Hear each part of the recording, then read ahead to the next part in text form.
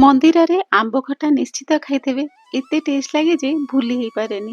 ଜାଣିଛନ୍ତି ରୋଷେଇଆ ନନା ମାନେ ଗୋଟେ ସିକ୍ରେଟ ଖଟା ମସଲା ପକାନ୍ତି ଯାହାକି ସବୁ ଖଟା ଆଇଟମରେ ପଡେ। ଯେମିତିକି ଟମାଟୋ ହଉ, ଓଉ ହଉ, ଆମ୍ବ, କଦଳୀ ଏସବୁ ଖଟା ଆଇଟମରେ ପଡେ।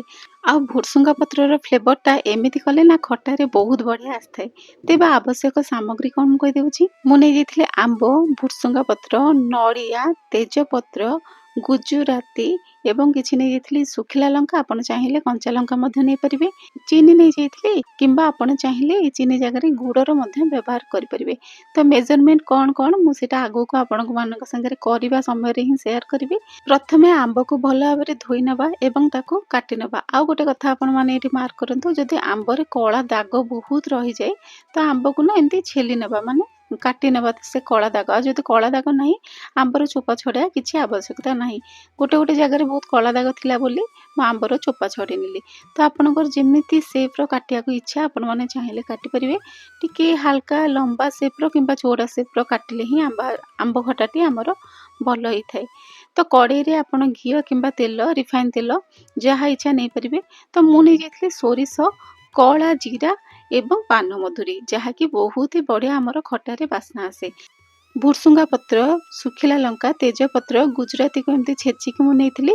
ତାକୁ ଆଡ୍ କରିଦେବା ଏବଂ ହଳଦୀ ଗୁଣ୍ଡ, ଲଙ୍କା ଗୁଣ୍ଡ ଦେଇକି ଭଲ ଭାବରେ ଟିକେ ଏପଟ ସେପଟ କରି ଭାଜି ନେବା। ଆଞ୍ଚକୁ ଆମେ ମାନେ ସିମ୍ ରଖିଦେବା, ମାନେ ଗ୍ୟାସର ଆଞ୍ଚକୁ ଆମେ ମାନେ ସିମ୍ ରଖିଦେବା ଏବଂ ଭାଜି ହେଇସାରିଲା ପରେ ଯେଉଁ ଆମେ ଆମ୍ବକୁ କାଟିକି ରଖିଥିଲେ ସେ ଆମ୍ବକୁ ଆମେ ଆଡ୍ କରିକି ଆମ୍ବକୁ ମଧ୍ୟ 4-5 ମିନିଟ୍ ଭଳିଆ ଏମିତି ଭାଜି ନେବା।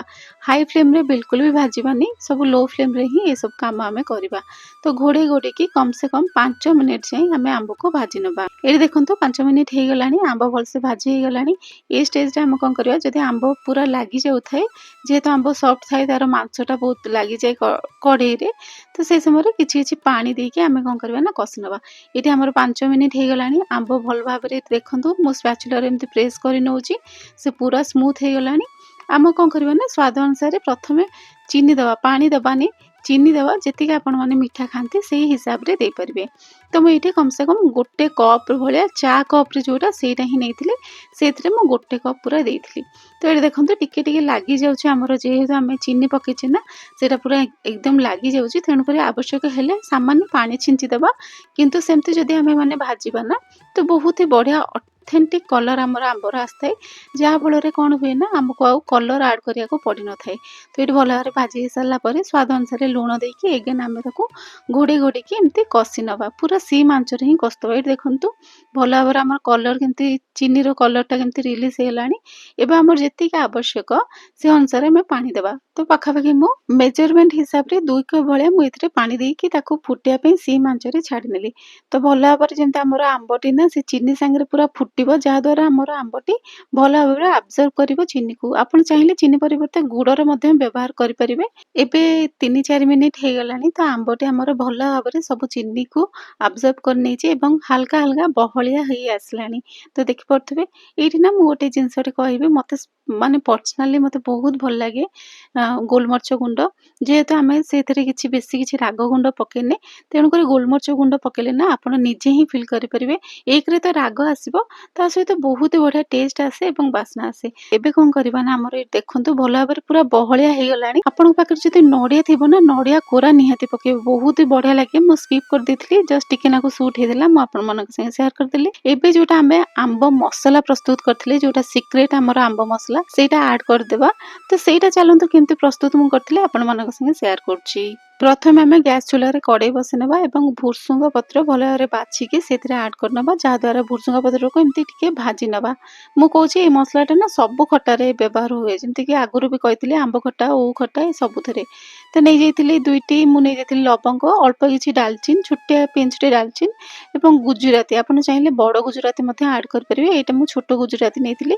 ଗୁଜୁରାତିକୁ ଏମିତି ଛେଚି ନେଲି ଏବଂ ତେଜପତ୍ର ମୁଁ ସେଥିରେ ଆଡ୍ କରିଦେଇଥିଲି। 8-10ଟି ଭଳିଆ ଗୋଟା ଗୋଲମରିଚ ଆମେ କିଛି ଆଡ୍ କରିନେବା। ଗୋଲମରିଚ ଆମେ ପକେଇଥିଲେ, ତଥାପି ମସଲାରେ ନିହାତି ଦରକାର। 1 ଚାମଚ ପାନମଧୁରୀ, 1 ଚାମଚ ଜିରା, ଏ ସବୁକୁ ଦେଇଦେବା ଏବଂ ଶୁଖିଲା ଲଙ୍କା ଆମେ ଆଡ୍ କରିନେବା। ବେଶୀ ଲଙ୍କା ଆମେ ଆଡ୍ କରିବାନି, ଯେହେତୁ କମ୍ କ୍ୱାଣ୍ଟିଟିର ଯେହେତୁ ମସଲା ବନଉଛି। ଯଦି ଆପଣ କ୍ୱାଣ୍ଟିଟି ଅଧିକ କରନ୍ତି ସେଇ ଅନୁସାରେ ଆପଣ ମେଜରମେଣ୍ଟ ବଢ଼େଇ ପାରିବେ। ତ ଏଠି ଦେଖନ୍ତୁ ଭଲ ଭାବରେ ଆମର ଭାଜିଗଲାଣି, ଏମିତି କ୍ରଞ୍ଚି ହେବା ଦରକାର। ଟିକେ ଶୁଣନ୍ତୁ ସାଉଣ୍ଡ।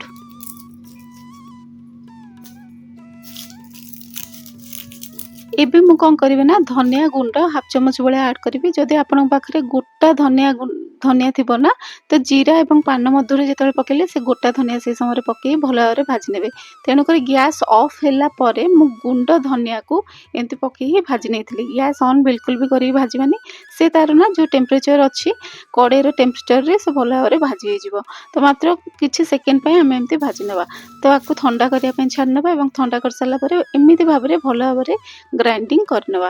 ଏବେ ଆମର ଖଟା ମସଲା ପୁରା ରେଡ଼ି ହେଇଯାଇଛି। ଆପଣମାନେ ଚାହିଁଲେ ଅଧିକ କ୍ୱାଣ୍ଟିଟିର କରିକି ମଧ୍ୟ ଗୋଟେ ଜାଗାରେ ରଖିପାରିବେ ଯେମିତି କାଚ ଜାରରେ, କିନ୍ତୁ ମୋର ଏଇଟା ମାତ୍ର 2 ଚାମଚ ଭଳିଆ ହିଁ କରିଥିଲି। ତ ଦେଖନ୍ତୁ ମୁଁ ଗୋଟେ ଚାମଚ ହିଁ ଆଡ଼୍ କରିବି। ଆପଣ ବହୁତ କ୍ୱାଣ୍ଟିଟିର ଯଦି କରୁଛନ୍ତି ଏମିତି କିଛି କାଚ ଜାରରେ ଷ୍ଟୋରେଜ୍ କରିକି ଆପଣ ମାସ ମାସ ରଖିପାରିବେ। ତ ଏଇଠି ଆମର ଖଟା ଅଲମୋଷ୍ଟ ହେଇଗଲାଣି। ତ ବହୁତ ବଢ଼ିଆ ଭାବରେ ଆମର ଖଟା ହେଇଛି। ବେଶୀ ଆମର ଖଟାଟା ନା ମେଲ୍ଟ ହେଇନି, ପୁରା କିନ୍ତୁ ସିଝିଛି। ଆଉ ଖଟାର ପ୍ରତିଟି ବାଇଟ୍ରେ ମଧ୍ୟ ମିଠା ରାଗ ସବୁ ବଢ଼ିଆ ଭାବେ ରହିଛି। ଆଉ ସତ କଥା ସାଙ୍ଗମାନେ, ଏମିତି ତ ଆପଣ ଆମ୍ବ ଖଟା ହଉ କି ଓଉ ଖଟା ହଉ, ଟମାଟୋ ଖଟା ହଉ, ଯାହା ବି ଆପଣମାନେ ବନାନ୍ତି ତ ନିହାତି ଭାବରେ ଖାସ୍ କରିକି ଏଇ ଯେଉଁ ଆମେ ଖଟା ମସଲା ପ୍ରସ୍ତୁତ କଲେ ନା ଥରେ ତ ଆଡ଼୍ କରିକି ଦେଖନ୍ତୁ। ଦେଖିବେ କେତେ ଆମର ବାସ୍ନା ସହିତ ସ୍ୱାଦ ବଢ଼ିଯିବ। ଆଶା କରୁଛି ଆଜିର ରେସିପି ଆପଣଙ୍କୁ ପସନ୍ଦ ଆସିଥିବ। ପସନ୍ଦ ଆସିଲେ ପ୍ଲିଜ୍ ଚ୍ୟାନେଲକୁ ସବସ୍କ୍ରାଇବ୍ କରିବେ। ମୋତେ ବହୁତ ଖୁସି ଲାଗିବ, ଗୋଟେ ମୋଟିଭେସନ୍ ମିଳିବ ଏବଂ ଫେସବୁକରେ ଦେଖୁଥିଲେ ଫଲୋ କରିବେ। ରହିଲି, ନମସ୍କାର, ଜୟ ଜଗନ୍ନାଥ।